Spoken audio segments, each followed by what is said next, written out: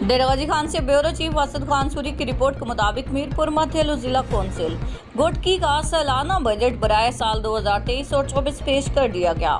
सालाना बजट के हवाले से बजट इजलास जिला कौंसिल के हाल में जिले चेयरमैन मीर बंगल खान मार की ज़ेर सदारत मुनक्किद हुआ, जिसमें 1 अरब 2 करोड़ 70 लाख 98 हज़ार रुपये का सालाना बजट पेश किया गया। बजट में दिए गए अदाद-ओ-शुमार के मुताबिक 44 करोड़ 63 लाख 75 हज़ार 958 रुपये तनख्वाहों और पेंशन की मद में रखे गए हैं, जबकि 41 करोड़ 30 लाख रुपए जिला में तरक्याती कामों के लिए रखे गए हैं। बजट के अदाद-ओ-शुमार के मुताबिक मुरम्मत और देखभाल के लिए 8 करोड़ 45 लाख रुपए मुख्तस किए गए हैं, जबकि गैर तरक्याती कामों के लिए 7 करोड़ 18 लाख 45 हज़ार रुपये रखे गए हैं। बजट इजलास में चलने वाली स्कीमों के लिए 1 करोड़ 5 लाख रुपए रखे गए हैं।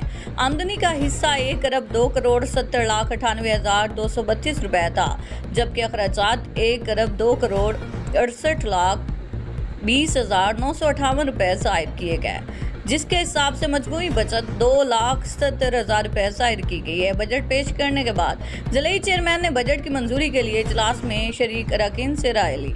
इस मौके पर जिला कौंसिल चेयरमैन बंगल खान मार ने कहा कि ये अवाम दोस्त बजट है और उसे पीपल्स पार्टी के मंशूर के तहत बनाया गया है। उन्होंने कहा कि एक बार फिर सबको साथ लेकर चलूँगा।